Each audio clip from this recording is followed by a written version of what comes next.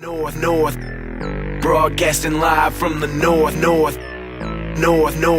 from the 715, from the north. Hey guys, what's up? Gonna do a little VMR review for you today. Go in, show you, my favorite plugins inside of that one. Kind of look at a couple different instances and show you how I use it. So hopefully you can add that to your own arsenal there, or if you have other tips and tricks, feel free to leave them in the comments for others to benefit from. That's the whole idea of this anyways. So basically, with me running Pro Tools and the camera doing screen capture and the camera capturing me to put the picture-in-picture in, Pro Tools doesn't love me. So I had to make all of the audio individual tracks and the subgroups inactive. So, but I have laybacks here of the vocals and beats. So if we want to, listen to the whole thing together, there's the beat, there's the vocals. So right now I have all the vocal tracks themselves inactive, but if we want to hear everything together, just while we look at the VMR on the instrumental, we'll leave that. Then after we cover that, vice versa, I'll make the whole, I'll make the whole instrumental inactive, and we'll look at what I did with the vocals there. So, we'll take a look at that. We'll, start with drums and move on down the line here. So for, if you didn't watch the template video, then, I have subgroups, all these blue ones. Basically my mix consists of these. After I get my blend,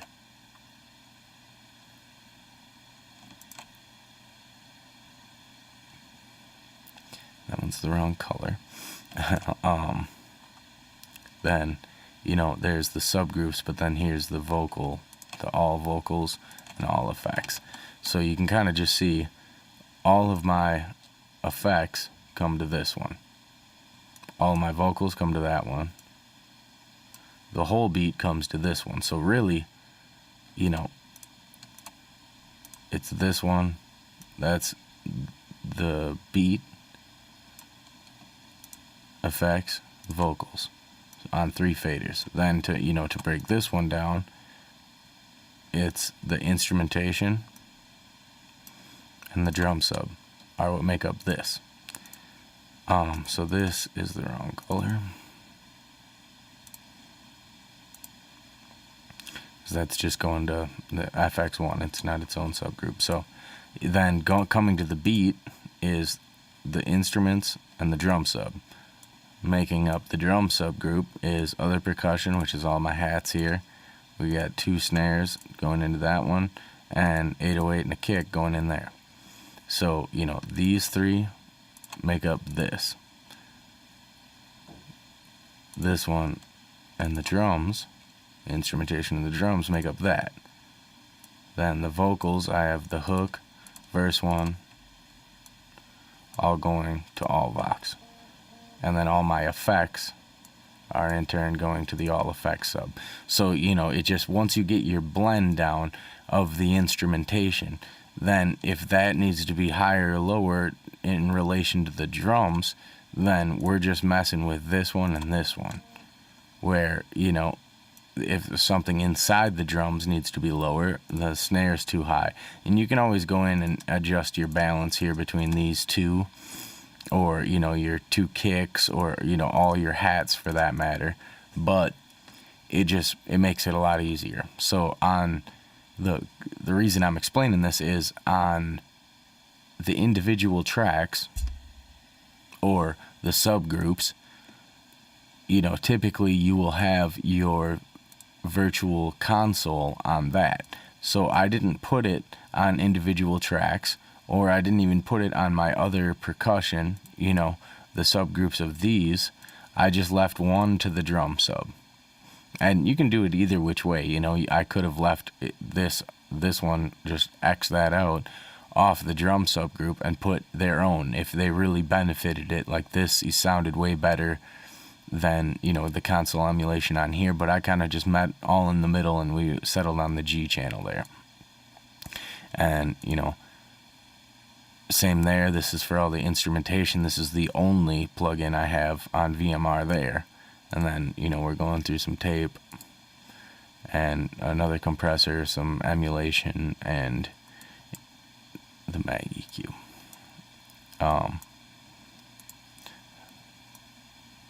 Same with, now it's the other way around here. On my vocals, I have the VMR. Let's see, is it not on the subgroups?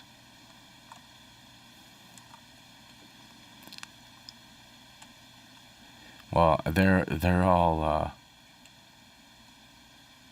I guess we can't look at them, but I have VCC on all these ones. So then on my all vocal one, I don't have the channel version of it. And then the one that lives on, the master has the mix bus. So you only put one of the gray ones. And then for your individual channels or your subgroups, then you use the channel. So I just want to, kind of make that clear. Then we'll go in, look at the beat here and see, what I did and, how it sounds. So first, the effects are muted. We'll mute other percussion and the snare.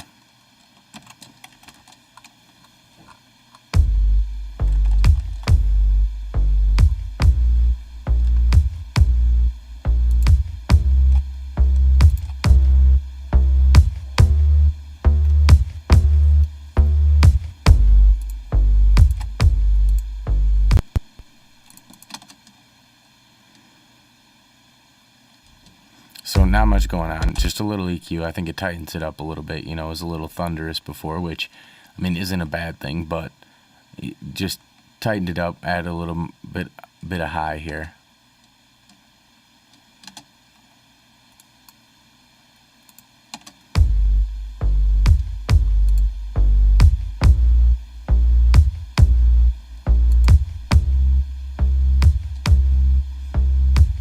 So it's just a little more concentrated now. I didn't compress any of it there.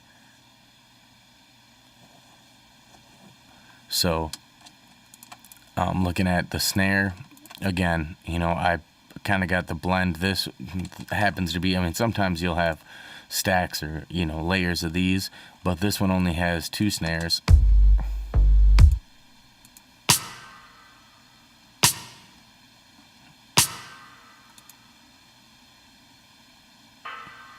So this one's kind of just a hollow, heavy on reverb. So that's hitting every other. So, obviously the level of this one is a lot lower. So not a ton going on here. We'll just look at a little bit.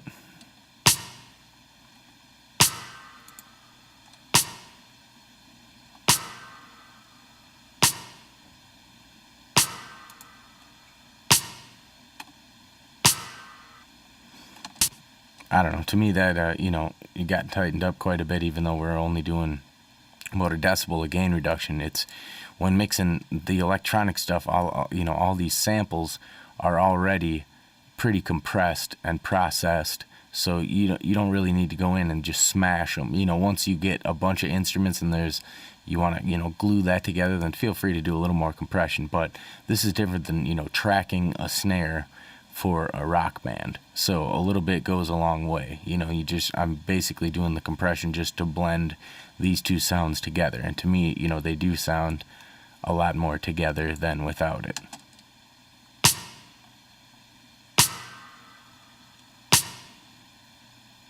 Without it. With it. So just a little bit of gain reduction here. We got a little bit of EQ, brightening up a little bit of the high mids, taking out a little bit, about 1,000, and then so bringing in some body, that pretty low shelf there, so that's not doing too much. Just a little bit of thickness. The Bomber is awesome on drums. This thing really fattens it up.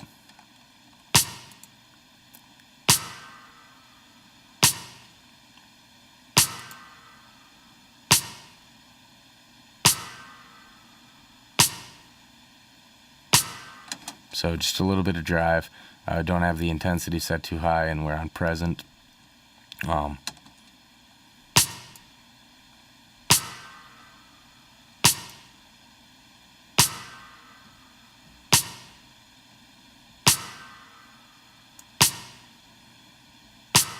So to me, it sounded best on present there. You know, nothing too out of control, just a bunch of little good changes. Then we'll look at the rest of the percussion here, hats and such.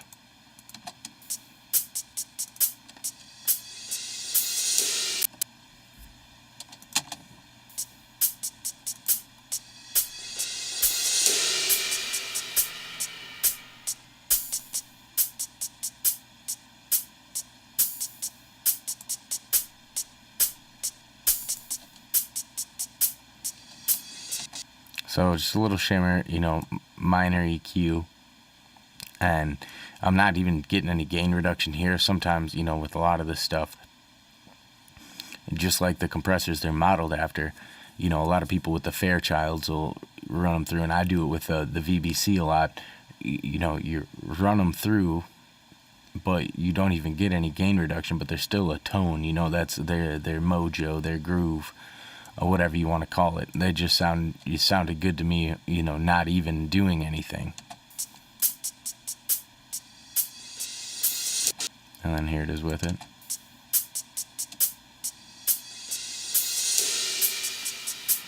You know, just a little bit on that back end, it kicks in. You know, again, a little presence, some big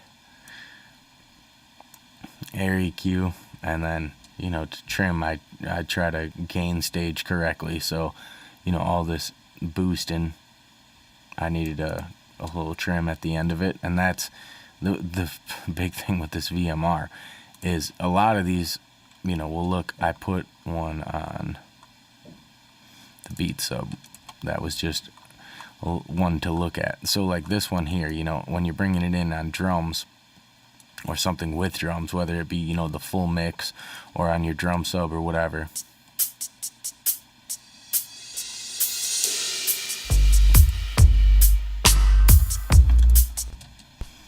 So at 0, it's going to be pinned here.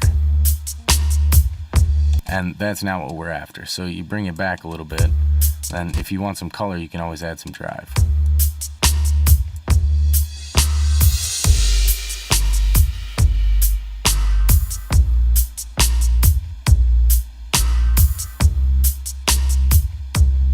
Now, my pick for those, I think, again, you know, the low end in those is a little too accentuated, especially with drums that have already been processed and, you know, made to stand out. So I would go with the G channel or the Trident on there.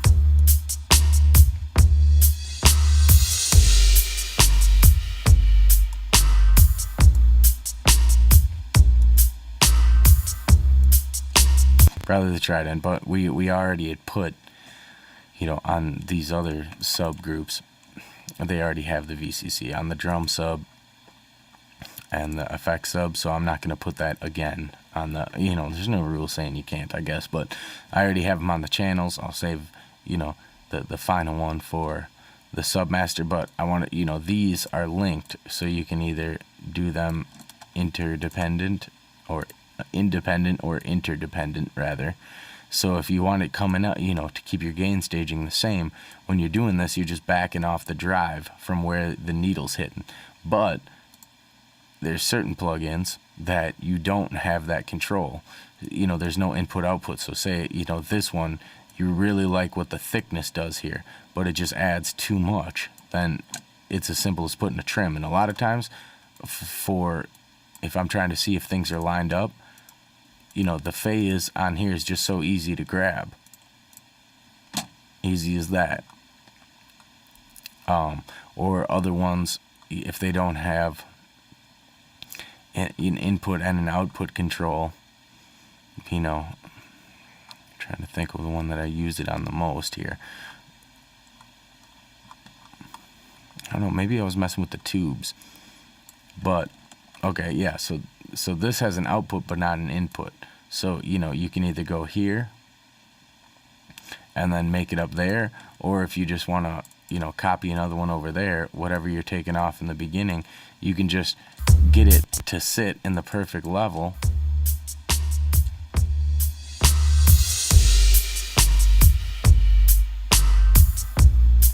And then copy it, see where it's at without it. It's just, these trimmers are a little, but they go a long way. So I kind of, showed you what I did here on the bass and the snare. The other percussion, we looked at that a little bit. Again, on the drum subgroup is where I put my VCC, and I chose the G channel on that one.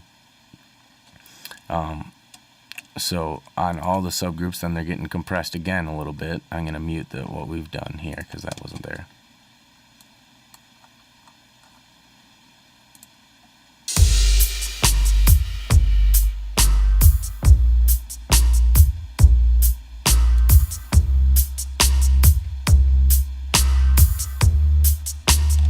It all sounds a lot tighter and, a lot more together.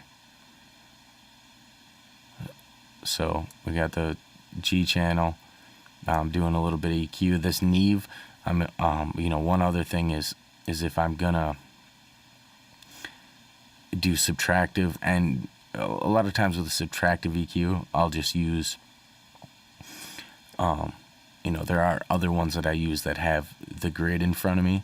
So it's, just with the sweeps, I can just grab them and go and then bring it down, But for if you're gonna do it on here, then the SSL, has your Q control, so you can get those. It's just nice for me with like a parametric one to go in and just grab the frequencies and go up. Let's see if I have one here so I can show you what I'm talking about. But like this here, to be able to go in and just, I have my preset already for vocals, so I go in, do my first sweep, bring the gain down, activate the next one, do my sweep, bring the gain down. And that, for doing subtractive EQ, I'm just, used to doing it that way. But again, there's no rule saying you can't. So with the, get it back for you. So with this one, you can get those narrow cues. You can turn these into bells. Do your sweeps and then bring the volume down. Bring it up, do your sweep, volume down, fatten out the cue a little. So I'll do this for subtractive, and then for boosting, this one is just, like the one it's modeled after, is very, musical is the term they use to describe it, and a little bit goes a long way. Like I'm doing, 1.4 decibels, a boost, and that's like extreme for me on this plugin because it's just so powerful. We got, some compressors in series here. I'll just play those and then go back and forth.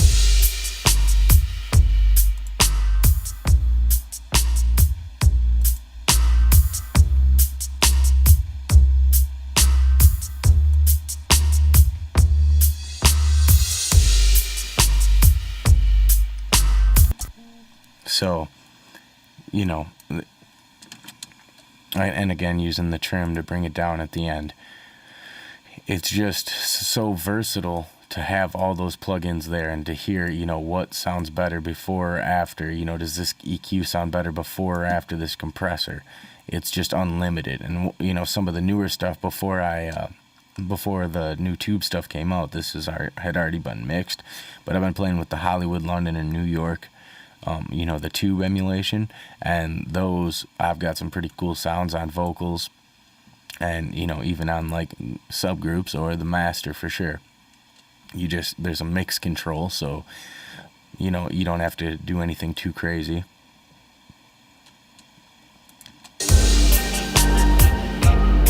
So, I mean, that about covers the instrumental as far as VMR goes. I just wanted to concentrate on that. So maybe I'll do one that's more in depth and just covers mixing as a whole. But VMR is what I wanted to look at right now. So for sake of us being able to play stuff, I'm going to make these inactive. And now we're going to look at the vocals a little bit. See if Pro Tools explodes on me or not. All right. So just so we can kind of hear the vocals with it, the instrumental, I'm going to play this while we listen to the vocals.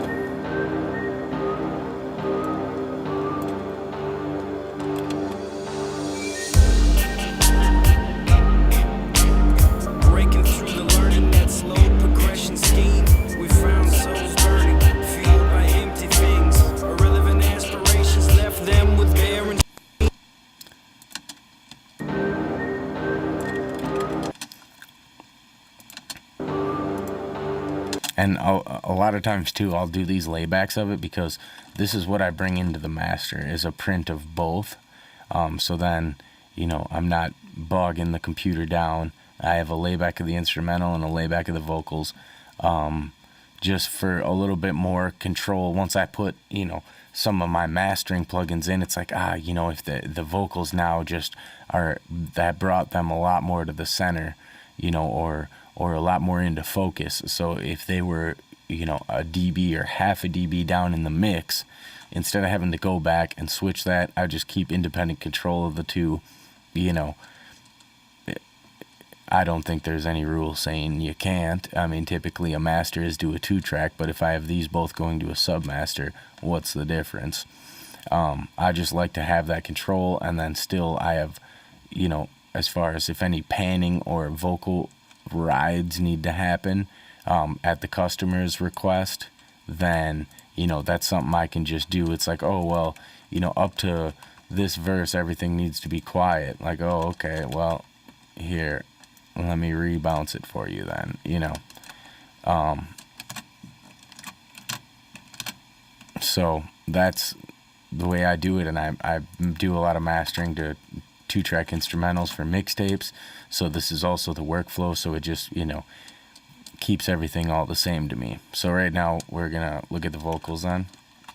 And again, you know, if you didn't watch the template videos, this is Satchmo Jones. This is the song Lost off of Sophisticated Crunk. It was kind of, you know, he wanted to blend between some 90s hip hop and, you know, some kind of trippy, spatial, you know, funky rock vibes. So the reference tracks I got for these were, you know, two totally different genres. So I mean, you know, it was kind of a challenge to try to take that there, and, you know, I think it came out well, and he was super happy, and I think it's a, you know, a really awesome project. So I'll put a link to that in the comments so you can check it out. We took you on a journey, showed you perception's king, breaking through the learning that slowed progression. We found souls burning, fueled by empty things. Irrelevant aspirations left them with barren dreams. It's time for us to learn we could burn to get free. So again, you know, we got hook, verse 2, verse 1. I think they're just in reverse order for this one. Who cares? So we have VMR a little further down.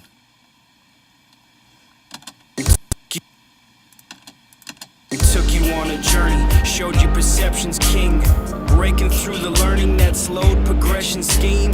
We found souls burning, fueled by empty things. Irrelevant. So we got, you know, VCC, of course. We're doing a little boosting with both the SSL and the Neve EQ, and then some final compression. Took you on a journey, showed you perception's king. Took you on a journey, showed you perception's king, breaking through the learning that slowed progression scheme. We found souls burning, fueled by empty things. Irrelevant aspirations left them with barren dreams. It's time for us to learn we could burn to get free. Be mindful of. So, here I have the subtractive EQ, just to go through the chain a little bit, a de-esser, compressor, and another compressor. So these are each doing, Took you on a journey. just a little bit of it. To be honest, this little process, I was testing out this one and this one and going back and forth. Which one do I like better? Which one do I like better? And what it ended up happening was, in between them, when I went like this, I must have been unmuting this one, and when I went to mute that one, I clicked down there instead, and it didn't happen. I'm like, ooh, that sounds really good. What? Oh, they're both on. And, if it sounds good, leave it. This one I tried to do the same on the hook, and I liked it better without the RVox. So, I could have just deleted it, but I just bypassed it. And, some of them, there's no rule. On this one here, I have 2 tape machines. We got the UAD oxide and VTM, same here, but they're in different order. And that's just being able to, switch them around which way sounds the best. Or, for that matter, before VTM or after. And, I'm going to have the VMR on all these. And so, we took a look at this one here. And we're on API, and we're using the blue 1176. So again, the blue 1176 and the API. The hook a lot of times is different. We'll see. Yep, all the same here. But sometimes for the hook, I'll use a different one, or even verse to verse, whether it's the same artist or not.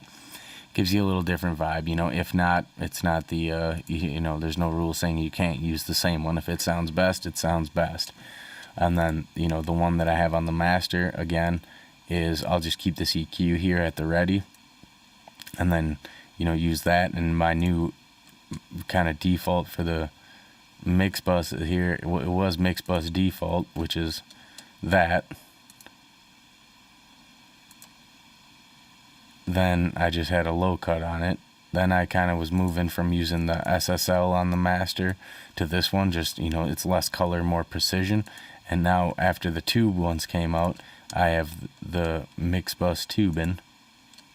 Ooh, well, maybe that'll conclude our session. So I hope you got to look at a couple of ways to use them. Like, comment, subscribe. Thanks.